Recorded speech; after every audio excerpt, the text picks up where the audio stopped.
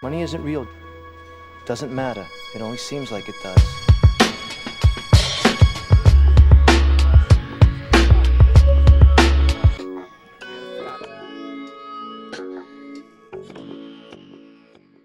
What is up, everyone? Welcome back to the Ruckus with Alex Himes. Yes, today's the first day of the official new studio being open, done, and built. I'm proud to announce that it's finally done. It's looking good. Hopefully you guys are liking the new digs.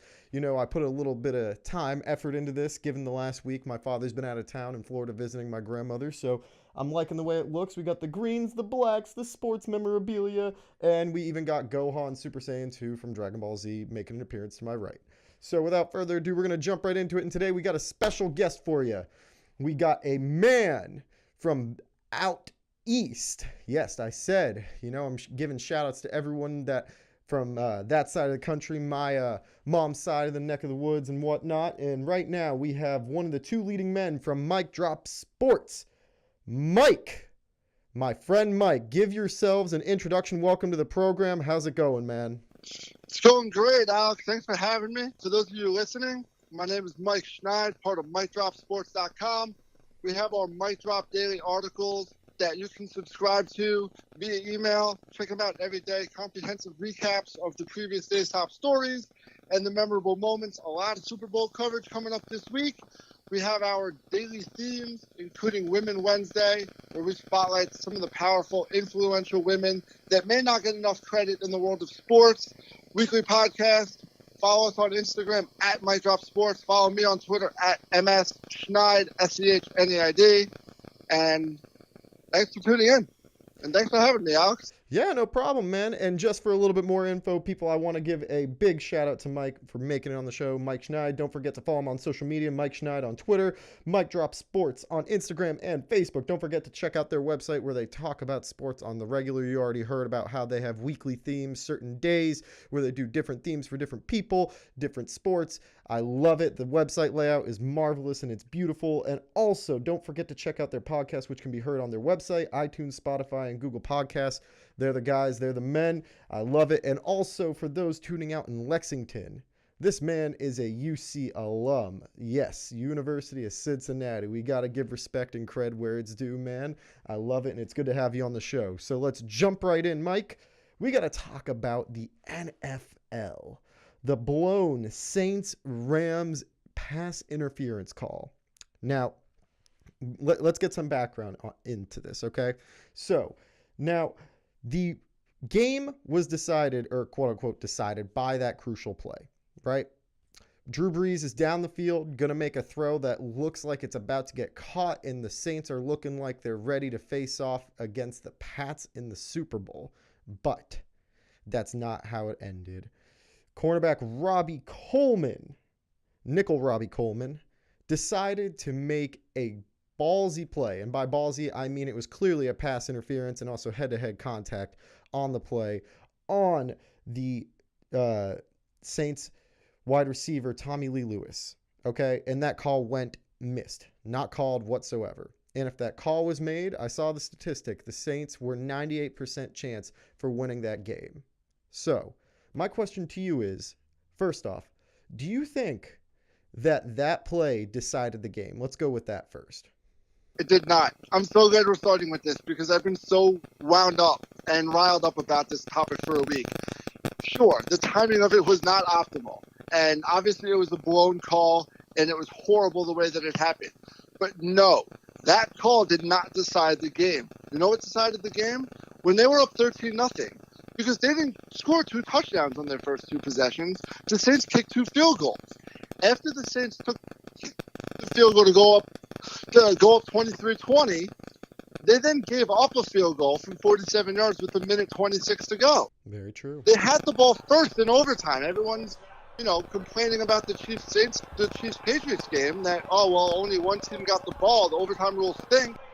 Saints got the ball first, and they threw an interception, and then Greg Zuerlein kicked a 57-yard field goal. So, and the Saints also chose to throw the ball 3 times from inside the 10 with 2 minutes to go. So I sympathize because the call was horrible, and it was blatant. But you can't tell me that call cost the Saints cost the Saints. And I also hate this because the Rams earned it. The Rams played outstanding. They were down 13-0 in a place where you couldn't hear a thing. They fought back. They battled the adversity. Good for them being the first team to ever beat Drew Brees and Sean Payton in the Superdome in the playoffs. I hate the fact that we're still talking about this a week later and we're discrediting the Rams, who are a great team and absolutely deserve to win. 100%. I mean, before we get on to the whole, discrediting and whatnot, which I completely agree with, we've heard it on ESPN where analysts have been saying, I think it was Damian Woody actually in particular who said, we got to stop talking about this because the focus now should be on the Rams and the Patriots, which it should be. Those are the two teams who are in the Super Bowl. And the whole point of that argument, though, was talking about Roger Goodell, which we'll get to in a moment. But my focus wants to remain on that in particular play. So I went back and I watched some footage of the play and how it went down. If you watch from where Brees throws, right, there are two blatantly obvious missed calls. There's a holding call that's missed, and there's face mask that's being missed right in front of them. Two calls that would have gone against the Saints, all right? So let's just make it clear for Saints fans. They got away with that one, and they don't have to worry too much about that. Because if they had those plays called against them, the game would have been a different outcome. Plays would have been different, of course. Then, on top of that, that play also, if those were called on top of the pass interference, if it was called, would have negated each other entirely. So the play would have continued. So, of course, Saints fans can blame the referees however much they want, claiming that they ruined the game, that it was decided by them. They can pull these stories out like I saw earlier where they're claiming that those referees in particular had ties to Southern California. But at the end of the day, the game was won fair and square. Sure, that one play was missed and overblown, but... Well, can we talk about that for a second? So the rest are from California, but like you just said, they missed blatant calls against the Saints or against the Rams. Yeah, 100%.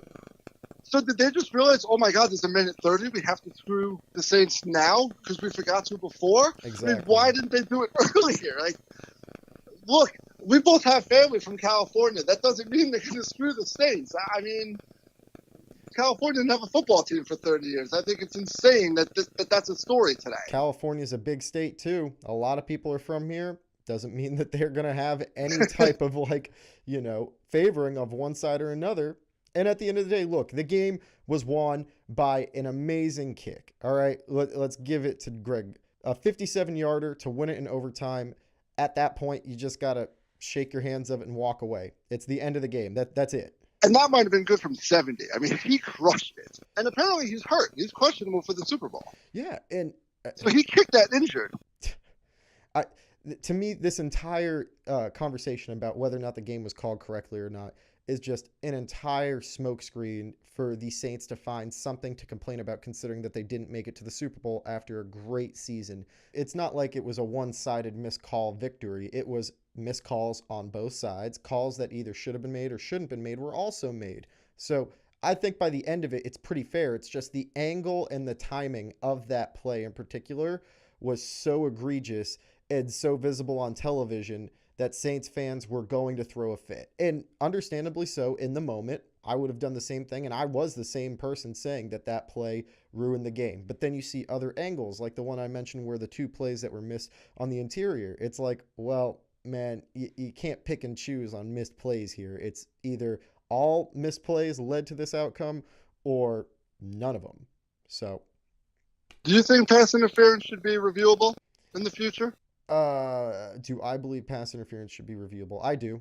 That's my personal opinion. It could be a messy thing. I mean, this play obviously should have been reviewable. Maybe it's the last 2 minutes. And that's why I say that, because this play in particular is a textbook example as to why pass interference should be reviewable down the road. But of course, it's a double-edged sword. You have certain plays where the lightest of touching can be construed as pass interference, which could be a problem. Of course, and that could be the messy thing with reviewing it, but it's so tricky because something like this is just too obvious. And you could even have it capped like pass interference is reviewable in the last 2 minutes of a game or last 4 minutes. I think that's how it should be, in the last 2 minutes. Yeah, and that's fair enough, because those are when the decisions that the referees make that are either missed or made really do determine the outcome of a game. And although I said this one didn't determine the outcome of a game, it does play a major part in how the public views it. And if the NFL has been making great strides for, doing after action reviews and telling the public and also teams like they did that they missed that call at the end of the game,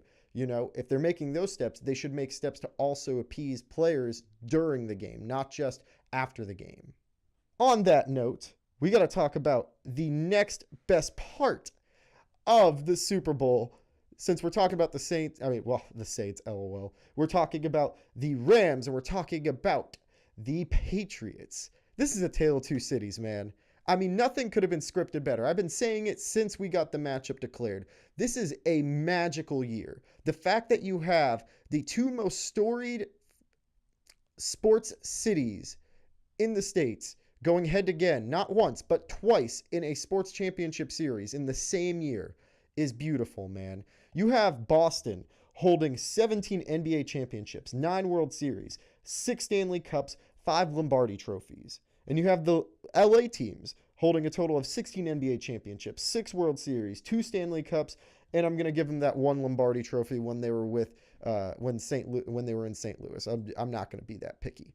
So we have the two most storied franchises going up again in the same year, and we're expecting at some point the Lakers and the Celtics, respectively, LeBron with the Lakers, Kyrie with the Celtics, that story making it even that much better, going up against each other at some point down the road.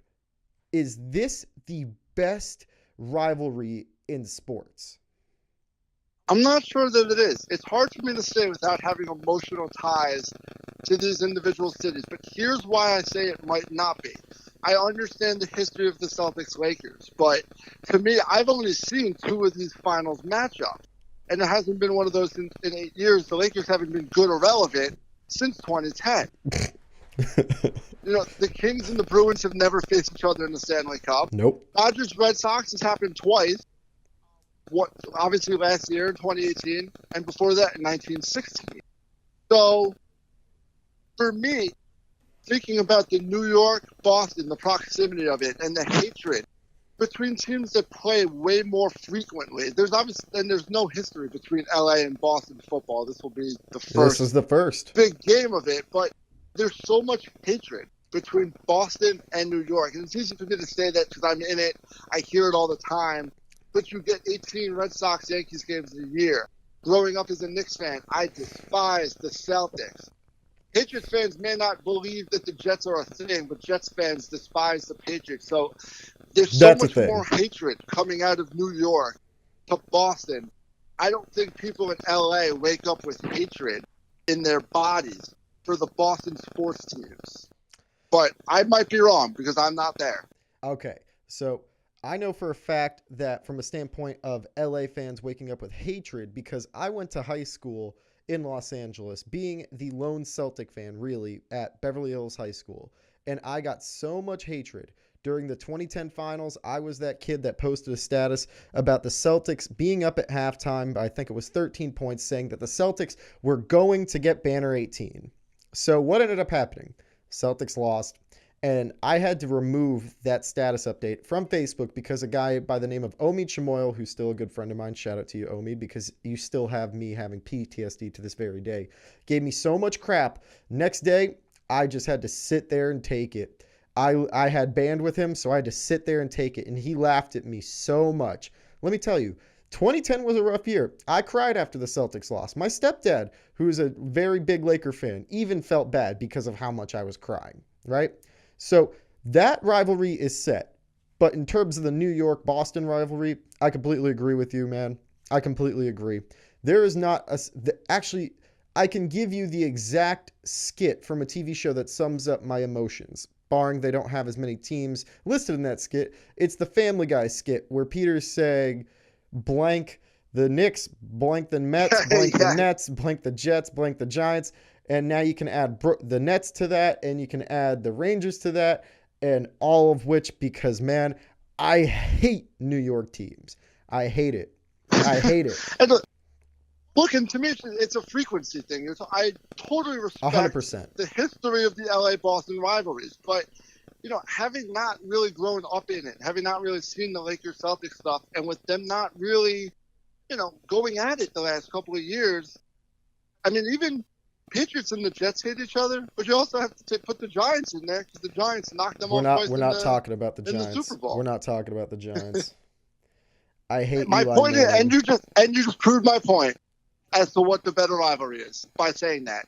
I hate Eli Manning with a burning passion. If there's anyone in the NFL that I've enjoyed watching decline, and while Max Kellerman said that the cliff for Tom Brady's coming, that cliff was so long ago for Eli Manning. I take pleasure watching him throw interceptions. I took pleasure when I heard that he was, okay, I shouldn't say that. I was upset for the slightest moment out of respect to Eli Manning when they sat him, and that ended his starting streak. But I also took great pleasure in it, thinking, this is the end. The end is near. And yeah, I think the end is finally here with him. Fortunately. All right, guys, don't forget to check out Mike Schneid, MikeDropSports. Check out MS Schneid on Twitter, MikeDropSports on Instagram and Facebook. Their podcast can also be heard on their website, iTunes, Spotify, Google Podcasts. It's great stuff, ladies and gentlemen. Trust me, you're going to want to check it out. Mike, it's always a pleasure having you on. Look forward to talking more NFL with you soon, my friend. Yeah, appreciate you having me on. Take care. All right, have a good one. Money isn't real. Doesn't matter. It only seems like it does.